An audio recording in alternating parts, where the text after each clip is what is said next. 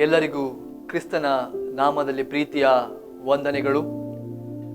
Big J TV ವಾಹಿನಿಯ ಎಲ್ಲ ವೀಕ್ಷಕರಿಗೂ ಕ್ರಿಸ್ತನ ನಾಮದಲ್ಲಿ ಪ್ರೀತಿಯ ವಂದನೆ ಸಲ್ಲಿಸುತ್ತೇನೆ. ಯೇಸು ಕ್ರಿಸ್ತನ ಶ್ರಮೆ ಮರಣದ ಧ್ಯಾನವನ್ನು ಮಾಡಲು ಅವಕಾಶವನ್ನು ಮಾಡಿಕೊಟ್ಟಂಥ ತಂದೆ ದೇವರಿಗೆ ನಾನು ಪ್ರಥಮವಾಗಿ ವಂದನೆ ಸಲ್ಲಿಸುವನಾಗಿದ್ದೇನೆ. ಹಾಗೆಯೇ ಬಿಗ್ ಜೆ ಟಿವಿ ವಾಹಿನಿಯ ಎಲ್ಲ ಮುಖ್ಯಸ್ಥರಿಗೂ ಸಿಬ್ಬಂದಿ ವರ್ಗದವರಿಗೂ ಕೂಡ ನನ್ನ ವಂದನೆಯನ್ನು ಸಲ್ಲಿಸುವನಾಗಿದ್ದೇನೆ.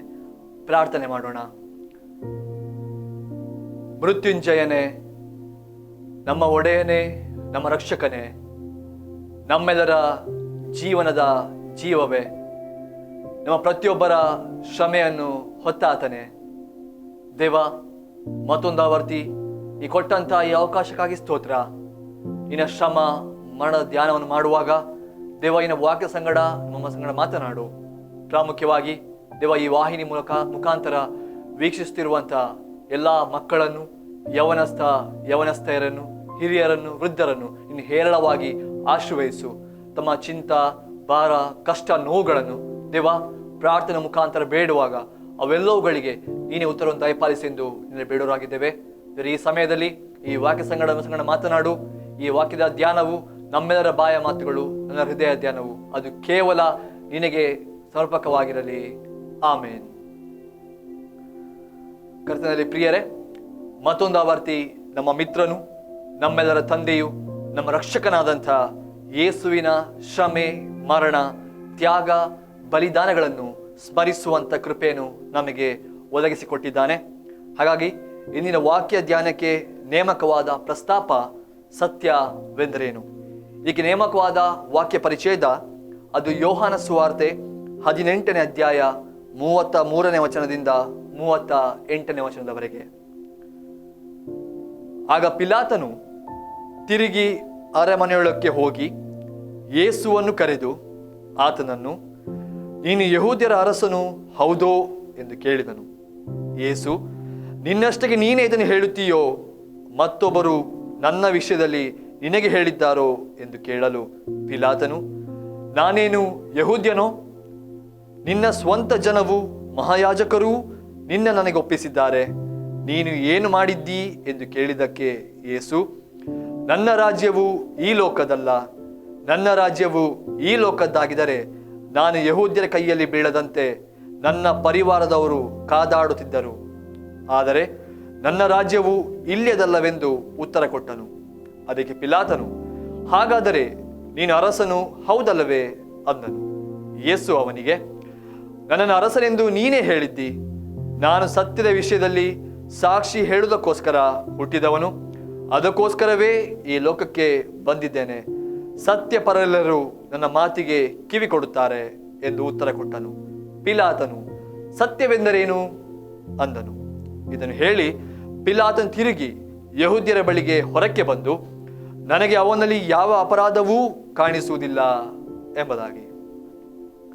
ಕರ್ತನಲ್ಲಿ ಪ್ರೀತಿಯ ದೇವಜನರೇ, ಮತ್ತೊಂದಾವರ್ತಿ ಈ ಅವಕಾಶವನ್ನು ಒದಗಿಸಿಕೊಟ್ಟಂಥ ತಂದೆಯ ದೇವರಿಗೆ ನಾವು ವಂದನೆಯನ್ನು ಸಲ್ಲಿಸುವ.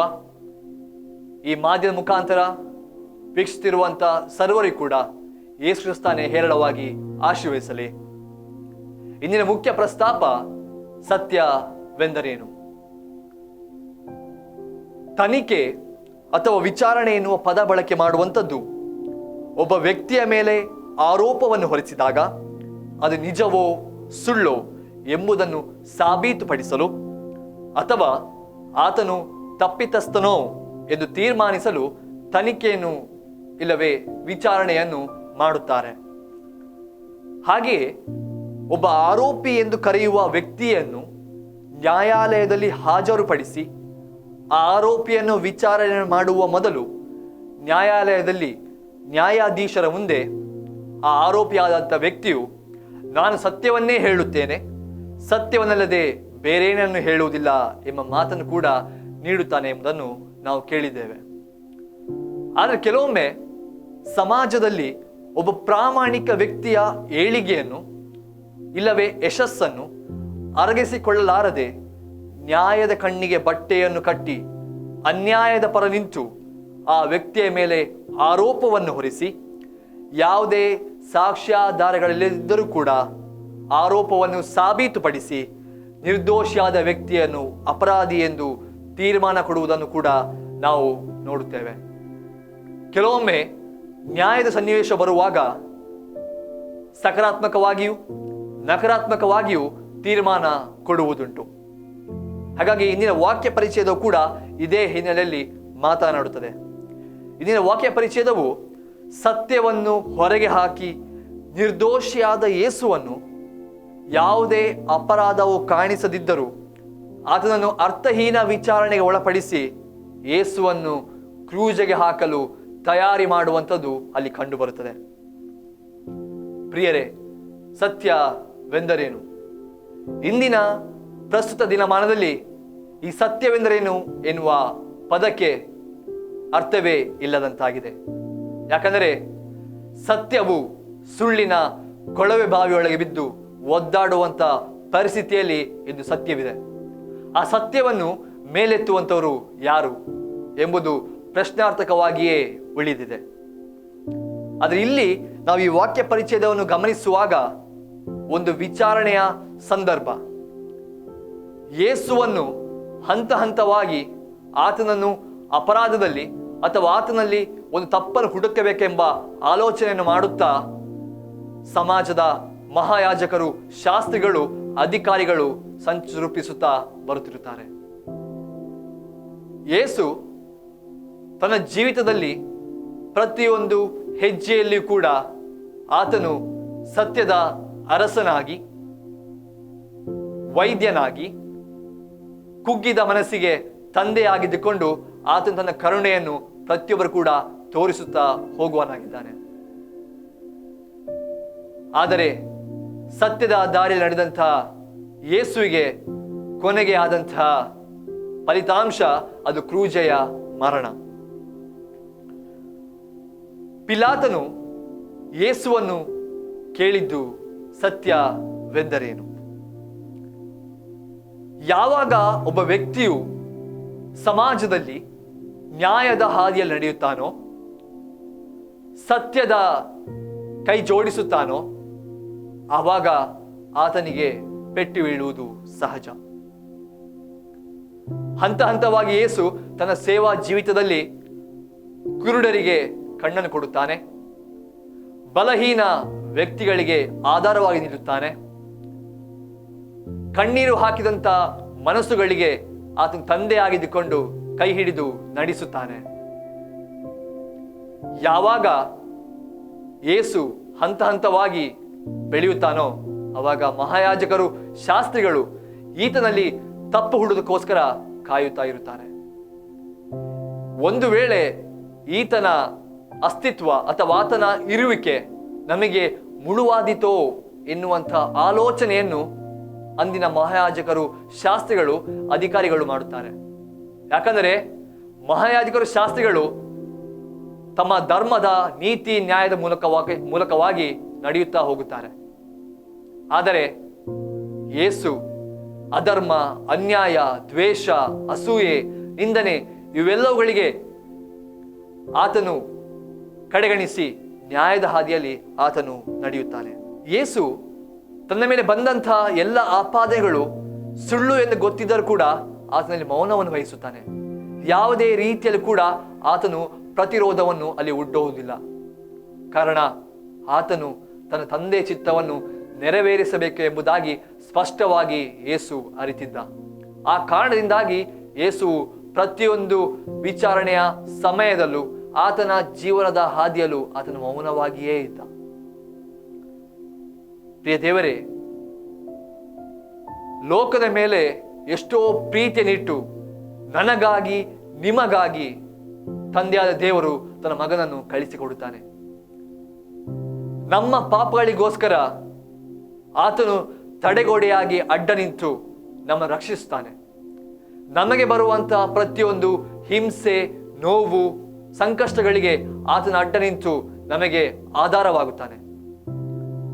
ಆದರೆ ಪ್ರಿಯರೇ, ಇಂದು ನಾವು ಅದನ್ನು ಮರೆತು ಬಿಟ್ಟಿದ್ದೇವೆ. ಯಾಕಂದರೆ ಪ್ರತಿ ವರ್ಷದಂತೆ ನಮ್ಮ ಈ 40 ದಿವಸದ ಯೇಸುವಿನ ಶ್ರಮ ಮರಣದ ಧ್ಯಾನದಲ್ಲಿ ನಾವು ಕೇವಲ ಧ್ಯಾನ ಮಾಡುವಂಥದ್ದು ಮಾತ್ರವಲ್ಲ, ಬದಲಾಗಿ ಯೇಸು ಪಟ್ಟಂಥ ಆ ಅಘೋರ ಶ್ರಮೆಯನ್ನು, ಆತನಿಗಾದಂಥ ನಿಂದನೆಯನ್ನು, ಆತನಿಗೆ ಮಾಡಿದಂಥ ಅಪಹಾಸ್ಯವನ್ನು ನಾವು ಮತ್ತೊಮ್ಮೆ ಆತನ ವಾಕ್ಯದ ಮುಖಾಂತರ ಮನನ ಮಾಡುವುದು ಅತಿ ಅಗತ್ಯ. ನಮ್ಮ ಜೀವನದಲ್ಲೂ ಕೂಡ ಯೇಸು ತನ್ನ ಚಿತ್ತವನ್ನು ಇಟ್ಟಿದ್ದಾನೆ, ಒಂದು ಉದ್ದೇಶವನ್ನು ಇಟ್ಟಿದ್ದಾನೆ.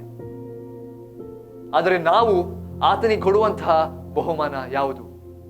ಯಾಕಂದ್ರೆ ಕಳೆದ ವರ್ಷದಲ್ಲಿ ನಮಗೆ ಆತ 40 ದಿವಸದ ಧ್ಯಾನವನ್ನು ಮಾಡಲು ಸರಿಯಾದ ಅವಕಾಶಗಳು ಸಿಗಲಿಲ್ಲ. ಕಾರಣ ನಮ್ಮ ಸುತ್ತಮುತ್ತಲಿದ್ದಂತಹ ಕೋವಿಡ್-19 ಎಂಬ ಮಹಾಮಾರಿಯ ಒಂದು ಗೊಂದಲದ, ಭಯದ ವಾತಾವರಣ.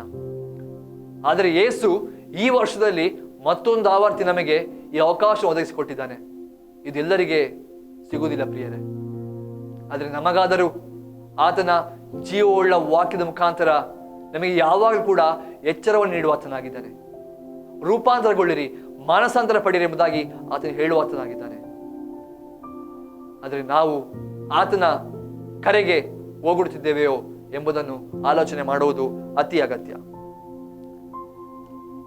ಯೇಸುವನ್ನು ವಿಚಾರಣೆ ಮಾಡುವ ಸಂದರ್ಭದಲ್ಲಿ ಪ್ರಮುಖವಾಗಿ ಆತನನ್ನು ಹಂತವಾಗಿ ಒಬ್ಬೊಬ್ಬ ಅಧಿಕಾರಿಯ ಬಳಿಗೆ ಕರೆದುಕೊಂಡು ಹೋಗುತ್ತಾರೆ. ಮೊದಲಿಗೆ ಅನ್ನನ ಬಳಿ, ಆಮೇಲೆ ಕಾಯಾಫನ ಬಳಿ, ತದನಂತರ ಮಹಾಯಾಜಕರು, ಶಾಸ್ತ್ರಿಗಳು ಆತನನ್ನು ವಿಚಾರಣೆ ಮಾಡುತ್ತಾರೆ. ಯಾವಾಗ ಈತನನ್ನು ಕೊಲ್ಲುವುದಕ್ಕೆ ಅಧಿಕಾರವಿಲ್ಲವೋ ಎಂಬುದನ್ನು ಆತರು ಅರಿತಾರೋ, ಆವಾಗ ತಾವು ವಿರೋಧಿಸುತ್ತಿದ್ದಂತಹ, ದ್ವೇಷ ಮಾಡುತ್ತಿದ್ದಂತಹ ಪಿಲಾತನ ಬಳಿಗೆ ಯೇಸುವನ್ನು ಕರೆದುಕೊಂಡು ಹೋಗುತ್ತಾರೆ.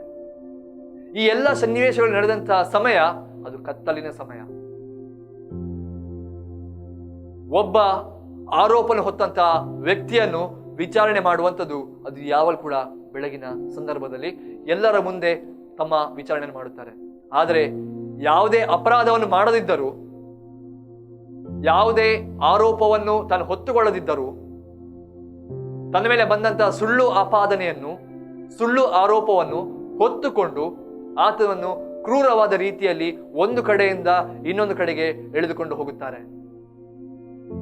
ಪ್ರಿಯರೇ, ಯೇಸುವಿಗೆ ಆ ವಿಚಾರಣೆ ಮಾಡುವ ಸನ್ನಿವೇಶದ ಹಿಂದಿನ ಸಮಯದಲ್ಲಿ ಆತನ ಸಂಗಡ ಇದ್ದಂತ ಶಿಷ್ಯರಲ್ಲಿ ಒಬ್ಬನಾದ ಯೂದನು ಈ ಎಲ್ಲ ಕಾರ್ಯಕ್ಕೆ ಒಂದು ಮುನ್ನುಡಿಯನ್ನು ಬರೆಯುತ್ತಾನೆ. ಆದರೂ ಕೂಡ ಯೇಸು ಕರುಣಾಮಯನಾಗಿ ಎಲ್ಲಾ ಸತ್ಯವನ್ನು ಅರಿತಿದ್ದರೂ ಕೂಡ ಆತನು ಯಾವುದೇ ರೀತಿಯಲ್ಲೂ ಕೂಡ ತನ್ನ ಶಕ್ತಿಯನ್ನು ತೋರಿಸದೆ, ಯಾವುದೇ ರೀತಿಯ ಕೂಡ ಪ್ರತಿರೋಧವನ್ನು ಒಡ್ಡದೆ, ಆತನು ತನ್ನ ತಂದೆಯ ಚಿತ್ತವನ್ನು ನೆರವೇರಿಸೋಕ್ಕೋಸ್ಕರ ಆತನು ಮೌನವಾಗಿಯೇ ಇರುತ್ತಾನೆ. ಆದರೆ ಪ್ರಿಯರೇ, ಮಾನವರಾದ ನಾವು ಕೆಲವೊಮ್ಮೆ ನಮ್ಮ ಮೇಲೆ ಬರುವಂತಹ ಸುಳ್ಳು ಆಪಾದನೆ ಅಥವಾ ಸತ್ಯ ಅಂತ ವಿಚಾರವನ್ನು ನಾವು ಮುಂದೆಕೊಂಡು ಹೋಗುವಾಗ ನಮ್ಮ ಪ್ರತಿಕ್ರಿಯೆ ಅದು ಯಾವ ರೀತಿಯಲ್ಲಿ ಇರುತ್ತದೆ? ನಾವು ಮಾಡುವಂತ ಪ್ರತಿಕ್ರಿಯೆ ಯಾವ ರೀತಿಯಲ್ಲಿ ಇರುತ್ತದೆ? ನಮ್ಮ ತೋಳ್ಬಲವನ್ನು, ನಮ್ಮ ಆರ್ಥಿಕ ಬಲವನ್ನು ನಾವು ತೋರಿಸುತ್ತೇವೆ. ಹಾಗೆ ಆಗುವಾಗ ಅಲ್ಲಿ ನಡೆಯುವಂಥದ್ದು ಕೇವಲ ಒಂದು ದ್ವೇಷ, ನಿಂದನೆ, ಅಸೂಯೆ ಆದಂತಹ ಒಂದು ವಿಚಾರಣೆ ಆಗಿರುತ್ತದೆ. ಆದ್ರೆ ಪ್ರಿಯರೇ, ಯೇಸು ಇವೆಲ್ಲದೂ ಕೂಡ ಮಿಗಿಲಾಗಿ ಒಬ್ಬ ಸತ್ಯದ ಅರಸನಾಗಿ, ಸತ್ಯದ ರಾಜನಾಗಿ ಆತ ನಿಲ್ಲುತ್ತಾನೆ. ಅಲ್ಲಿ ಯೇಸು ಹೇಳುವಂತ ಪ್ರಾಮುಖ್ಯ ಮಾತು, ನನ್ನ ರಾಜ್ಯವು ಈ ಲೋಕದಲ್ಲ, ನನ್ನ ರಾಜ್ಯವು ಈ ಲೋಕದಾಗಿದ್ದರೆ ನಾನು ಯಹೂದ್ಯರ ಕೈಯಲ್ಲಿ ಬೀಳದಂತೆ ನನ್ನ ಪರಿವಾರದವರು ಕಾದಾಡುತ್ತಿದ್ದರು. ಆತನ ಉದ್ದೇಶ ಒಂದೇ, ಆತನು ಬಡವರಲ್ಲಿ ಬಡವನಾಗಿ, ಮಾನವನಾಗಿ ಈ ಲೋಕಕ್ಕೆ ಬರುತ್ತಾನೆ. ತನ್ನ ಅಮೂಲ್ಯ ಪದವಿಯನ್ನು ಬಿಟ್ಟು ಮನುಷ್ಯನಾಗಿ ಆತನು ಈ ಲೋಕಕ್ಕೆ ಬರುತ್ತಾನೆ. ಕೊನೆಗೆ ಮರಣವನ್ನು, ಅಂದರೆ ಕ್ರೂಜೆ ಮರಣ ಹೊಂದುವಷ್ಟು ವಿಧೇಯನಾಗುತ್ತಾನೆ. ಈ ತ್ಯಾಗ, ಈ ಪ್ರೀತಿ ನಮ್ಮಲ್ಲಿ ಬರಬೇಕು ಪ್ರಿಯರೇ. ಆದರೆ ಇಂದು ನಮ್ಮ ಮನೆಗಳಲ್ಲಿ, ನಮ್ಮ ಕುಟುಂಬದಲ್ಲಿ, ನಮ್ಮ ವೈಯಕ್ತಿಕ ಜೀವಿತದಲ್ಲಿ ನಾವು ಈ ಪ್ರೀತಿ, ಈ ಸಹಬಾಳ್ವೆ, ಈ ಅನ್ಯೂನ್ಯತೆ ಅದು ಎಷ್ಟರ ಮಟ್ಟಿಗೆ ಬೆಳೆದು ನಿಂತಿದೆ ಎಂಬುದನ್ನು ಆಲೋಚನೆ ಮಾಡುವ ಅತಿ ಅಗತ್ಯ. ನಮ್ಮ ಕುಟುಂಬದಲ್ಲಿ ನಾವು ಪ್ರಾರ್ಥನೆ ಮಾಡುವಂತ ಸಮಯ, ನಮ್ಮ ಕುಟುಂಬದಲ್ಲಿ ಒಬ್ಬೊಬ್ಬರನ್ನು ಆರೈಕೆ ಮಾಡುವಂತ ಸಮಯ, ನಮ್ಮ ಸಹೋದರರೊಂದಿಗೆ ಮಾತನಾಡುವಂಥ ಸಮಯ ಅದು ತುಂಬಾ ಪ್ರಾಮುಖ್ಯವಾದಂಥದ್ದು. ಯಾಕಂದ್ರೆ ನಾವ್ಯಾರು ಕೂಡ ಈ ಲೋಕದಲ್ಲಿ ಶಾಶ್ವತರಲ್ಲ. ಜೀವವುಳ್ಳ ದೇವರು ಆತನ ವಾಕ್ಯವನ್ನು ನಮ್ಮ ಹೃದಯದಲ್ಲಿ, ನಮ್ಮ ಜೀವನದಲ್ಲಿ ನಾವು ಅಳವಡಿಸಿಕೊಂಡು ಹೋಗುವುದಾದರೆ ಆತ ನಮಗೆ ಶಾಶ್ವತವಾದ ಜೀವನವನ್ನು ಕೊಡುವಾತನಾಗಿದ್ದಾನೆ, ನಿತ್ಯ ಜೀವನ ಆತನು ಕೊಡುವಾತನಾಗಿದ್ದಾನೆ. ನಾವು ಕೂಡ ನಮ್ಮ ಜೀವನದ ಮುಖಾಂತರ, ನಮ್ಮ ನಡತೆಯ ಮುಖಾಂತರ, ನಮ್ಮ ಮಾತಿನ ಮುಖಾಂತರ ಯೇಸುವನ್ನು ಮತ್ತೆ ಮತ್ತೆ ಶಿಲುಬೆಗೆ ಹಾಕುತ್ತಿದ್ದೇವೆ ಎಂಬುದನ್ನು ಆಲೋಚನೆ ಮಾಡುವುದು ಅತಿ ಅಗತ್ಯ. ನಾನು ಸತ್ಯದ ವಿಷಯದಲ್ಲಿ ಸಾಕ್ಷಿ ಹೇಳೋದಕ್ಕೋಸ್ಕರ ಹುಟ್ಟಿದವನು, ಅದಕ್ಕೋಸ್ಕರವೇ ಈ ಲೋಕಕ್ಕೆ ಬಂದಿದ್ದೇನೆ. ಸತ್ಯ ಪರರೆಲ್ಲರೂ ನನ್ನ ಮಾತಿಗೆ ಕಿವಿಗೊಡುತ್ತಾರೆ. ಯೇಸು ಈ ಲೋಕಕ್ಕೆ ಬಂದದ್ದಂತೂ ಸತ್ಯದ ಪರವಾಗಿಯೇ ಮಾತ್ರ. ಆತನು ಹುಟ್ಟಿದ್ದು ಸತ್ಯಕ್ಕಾಗಿಯೇ. ಯಾಕಂದ್ರೆ ಯೋಹಾನ ಸುವಾರ್ತೆಯನ್ನು ನಾವು ಗಮನಿಸುವಾಗ ಸತ್ಯಕ್ಕೆ ಪ್ರಾಮುಖ್ಯವಾದಂತಹ ಒಂದು ಮೂಲ ಅರ್ಥವನ್ನು ಕೊಡುತ್ತಾನೆ. ನಾನೇ ಮಾರ್ಗವು, ನಾನೇ ಜೀವವು, ನಾನೇ ಸತ್ಯವು ಎಂಬುದಾಗಿ. ಅದಕ್ಕೋಸ್ಕರವೇ ಯೇಸು ಸತ್ಯದ ಅರಸನಾಗಿ ಆತನ ವಿಚಾರಣೆ ಸಂದರ್ಭದಲ್ಲೂ ಕೂಡ ಆತನು ಎದ್ದು ನಿಲ್ಲುವನಾಗಿದ್ದಾನೆ. ಆದರೆ ಪ್ರಿಯರೇ, ನಾವೊಮ್ಮೆ ಆಲೋಚನೆ ಮಾಡಿಕೊಳ್ಳೋಣ. ಮತ್ತೊಂದು ಆವರ್ತಿ ಅವಕಾಶ ಕೊಟ್ಟಿದ್ದಾನೆ, ಸಮಯವನ್ನು ಕೊಟ್ಟಿದ್ದಾನೆ. ಜೀವವುಳ್ಳ ವಾಕ್ಯದ ಮುಖಾಂತರ ಯಾವಾಗ ಕೂಡ ನಮ್ಮ ಸಂಗಡ ಮಾತನಾಡುವಾಗಿದ್ದಾನೆ. ಆದರೆ ನಾವು ಯೇಸುವಿಗೆ ನಮ್ಮ ಜೀವನ ಮುಖಾಂತರ ಕೊಡುವಂತಹ ಬಹುಮಾನ ಯಾವುದು? ಯೇಸು ಯಾವುದಕ್ಕಾಗಿ ಬಂದಿದ್ದಾನೆ ಎಂಬುದನ್ನು ನಾವು ಇವಾಗಲೇ ಕೇಳಿದ್ದೇವೆ. ಪ್ರಿಯರೇ, ಯೇಸು ನಮ್ಮ ರಕ್ಷಕನು, ನಮ್ಮ ಒಡೆಯನು, ನಮ್ಮ ರಾಜನಾಗಿದ್ದಾನೆ.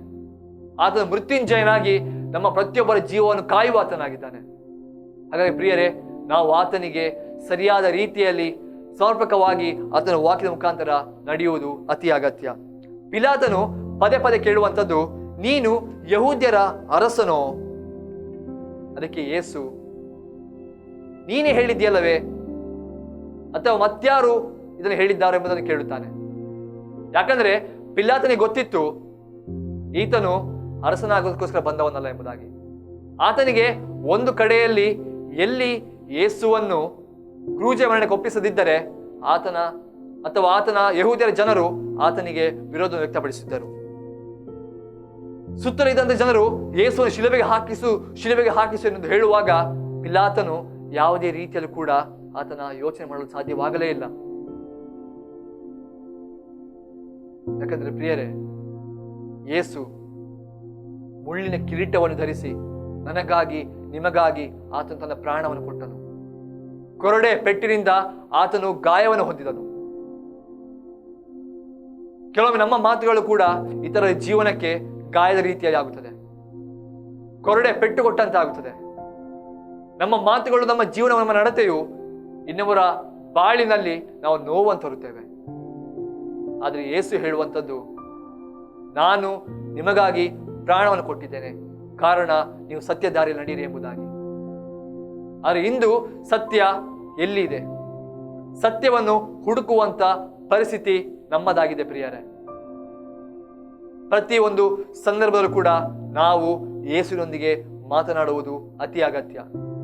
ನಾವು ಸತ್ಯದ ಪರವಾಗಿ ನಿಲ್ಲಬೇಕಾದರೆ ಮೊದಲು ನಾನು ಮತ್ತು ನೀವು ಯೇಸುವಿನೊಂದಿಗೆ ಸಂಬಂಧವನ್ನು ಬೆಳೆಸುವುದು ಅತಿ ಅಗತ್ಯ. ಆ ಸಂಬಂಧವನ್ನು ಬೆಳೆಸಬೇಕಾದರೆ ನಾವು ವಾಕ್ಯದ ಮುಖಾಂತರ ನಡೆಯುವುದು ಅತಿ ಅಗತ್ಯ. ಎಲ್ಲಿ ಪ್ರಾರ್ಥನೆ ಇಲ್ಲವೋ, ಎಲ್ಲಿ ಪ್ರಾರ್ಥನೆಗೆ ಸಮಯವಿಲ್ಲವೋ, ಅಲ್ಲಿ ಯೇಸು ಅಥವಾ ನಾವು ಯೇಸುವಿನೊಂದಿಗೆ ಸಂಬಂಧವನ್ನು ಗಟ್ಟಿಗೊಳಿಸಲು ಸಾಧ್ಯವಿಲ್ಲ. ಈ 40 ದಿವಸದ ಯೇಸುವಿನ ಶ್ರಮೆ ಮತ್ತು ಮರಣದ ಧ್ಯಾನದಲ್ಲಿ ನಾವು ಧ್ಯಾನ ಮಾಡುವಾಗ ಪ್ರತಿಯೊಂದು ಮಾತುಗಳಲ್ಲಿಯೂ, ಪ್ರತಿಯೊಂದು ವಾಕ್ಯದಲ್ಲಿಯೂ ಕೂಡ ಯೇಸು ನಮ್ಮ ಸಂಗಡ ಮಾತನಾಡುತ್ತಿರ್ತಾನೆ. ನನಗಾಗಿ ನಿಮಗಾಗಿ ಶ್ರಮೆ ಪಟ್ಟಿದ್ದಾನೆ, ನೊಂದಿದ್ದಾನೆ, ಅಪಹಾಸ್ಯತೆ ಪಡೆದಿದ್ದಾನೆ. ಆದರೆ ನಾವು ಇನ್ನೂ ಕೂಡ ನಮ್ಮ ಪಾಪಮಯ ಜೀವಿತ ಇರುವುದಾದರೆ ನಾವು ಬದಲಾಗುವುದು ಅತಿ ಅಗತ್ಯ, ರೂಪಾಂತರಗೊಳ್ಳುವುದು ಅತಿ ಅಗತ್ಯ. ಹಾಗಾಗಿ ಒಬ್ಬ ಸಂಗೀತಗಾರನು ಸುಂದರವಾಗಿ ಒಂದು ಮಾತನ್ನು ಹೇಳುತ್ತಾನೆ, ನಮ್ಮೊಳ್ಮ ಪಟ್ಟ ಶ್ರಮೆಯನ್ನು ವಿನಯವಾಗಿ ನೋಡಿ ಧ್ಯಾನಿಸು, ಸರ್ವೇಶ ತನ್ನ ಜೀವವನ್ನು ಮನುಷ್ಯ ಜಾತಿಯಾಗಿ ಕೊಟ್ಟನು, ಈ ದೊಡ್ಡ ಪ್ರೀತಿಗೀಡು ಆದದ್ದು ಮತ್ಯಾವನಲ್ಲೂ ಕಾಣದೆಂದಿಗೂ. ಆತನ ಪ್ರೀತಿ ಮತ್ಯಾರಲ್ಲೂ ಕೂಡ ನಾವು ಕಾಣಲು ಸಾಧ್ಯವೇ ಇಲ್ಲ. ಸತ್ಯ ದೇವರ ಕಡೆಗೆ ನಾವು ನಡೆಯಬೇಕೆಂಬುದಾಗಿ ಆತನು ಕ್ರೂಜೆಯಲ್ಲಿ ತನ್ನ ಪ್ರಾಣವನ್ನು ಬಿಡುತ್ತಾನೆ. ಪ್ರಿಯರೇ, ನಾವು ಸತ್ಯದ ಅರಸನ್ನು ಹಿಂಬಾಲಿಸುವುದು ಅತಿ ಅಗತ್ಯ. ಈ 40 ದಿವಸದ ಧ್ಯಾನಕ್ಕೆ ಒಂದು ಅರ್ಥ ಬರಬೇಕಾದರೆ ನಾವು ರೂಪಾಂತರಗೊಳ್ಳುವುದು ಅತಿ ಅಗತ್ಯ. ಪ್ರತಿಯೊಂದು ಮಾತುಗಳು, ಆತನ ಜೀವನ, ಆತನ ಸೇವೆ, ಆತನ ಪಟ್ಟಂತ ಶ್ರಮೆಯನ್ನು ನಾವು ಮತ್ತೊಂದು ಆವರ್ತಿ ಪ್ರತಿಯೊಂದು ವಾಕ್ಯದ ಮುಖಾಂತರ ಧ್ಯಾನ ಮಾಡುವ. ಪ್ರಿಯರೇ, ಈ ವಾಹಿನಿ ಮುಖಾಂತರ ನೋಡ್ತಿರುವಂತ ಪ್ರತಿಯೊಂದು ಸಹೋದರರು ಕೂಡ ನಿಮ್ಮ ಜೀವಿತದಲ್ಲಿ ಚಿಂತೆಗಳು, ಕಷ್ಟಗಳು, ನೋವುಗಳು, ಶ್ರಮೆಗಳು ಬರುತ್ತಾ ಇರುತ್ತದೆ. ಆದರೆ ಅದಕ್ಕೆ ಪರಿಹಾರ ನೀಡುವಂತನು ಯೇಸು ಕ್ರಿಸ್ತನು ಮಾತ್ರ. ಹಾಗಾಗಿ ಮತ್ತೊಂದು ಆವರ್ತಿ ಈ ಅವಕಾಶವನ್ನು ದೇವರು ಒದಗಿಸಿಕೊಟ್ಟಿದ್ದಾನೆ. ಈ ವಾಕ್ಯದ ಮುಖಾಂತರ ನಮ್ಮನ್ನು ನಾವು, ನಮ್ಮ ಜೀವಿತ ನಾವು ಪ್ರಶ್ನೆ ಮಾಡಿಕೊಳ್ಳುವ, ಪರೀಕ್ಷಿಸಿಕೊಳ್ಳುವ. ಒಂದು ವೇಳೆ ಇನ್ನು ನಾವು ನಮ್ಮ ಪಾಪಮಯ ಜೀವಿತದಲ್ಲಿ ಇರುವುದಾದರೆ ನಾವು ಬದಲಾಗುವುದು ಅತಿ ಅಗತ್ಯ.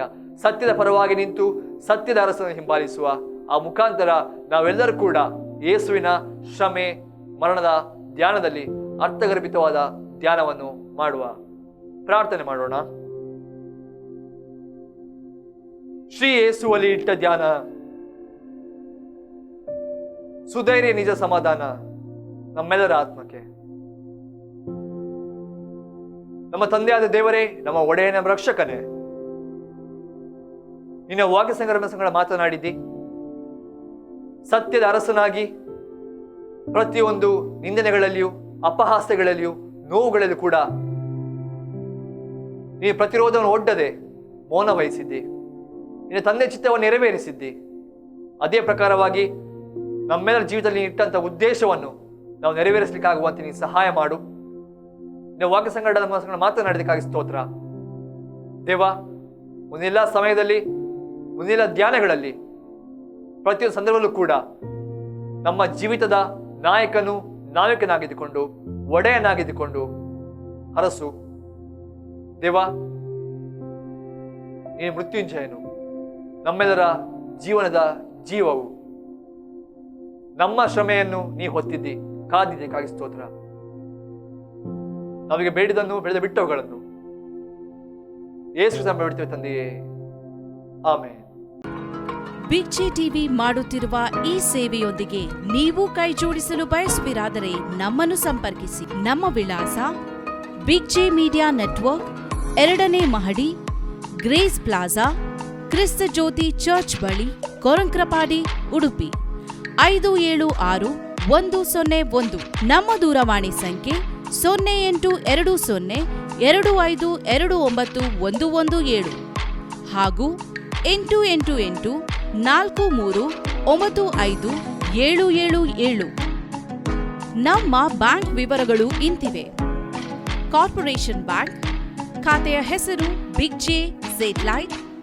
ಖಾತೆ ಸಂಖ್ಯೆ 52011026664036. ಶಾಖೆ ಉಡುಪಿ. ನಮ್ಮ ಗೂಗಲ್ ಪೇ ಸಂಖ್ಯೆ 8884123777. ಆನ್ಲೈನ್ ಮೂಲಕ ಪಾವತಿ ಮಾಡಿದ್ದಲ್ಲಿ ದಯಮಾಡಿ SMS ಅಥವಾ ವಾಟ್ಸ್ಆಪ್ ಮೂಲಕ ಈ ಸಂಖ್ಯೆಗೆ ತಿಳಿಸಿರಿ. ನಮ್ಮ ಸಂಖ್ಯೆ 8884395777. ನಮ್ಮ ಖಾತೆ ಸಂಖ್ಯೆ ಹೆಸರು Big J Media Network, Corporation Bank, ಶಾಖೆ ಉಡುಪಿ. ಖಾತೆ ಸಂಖ್ಯೆ 5201010000182784.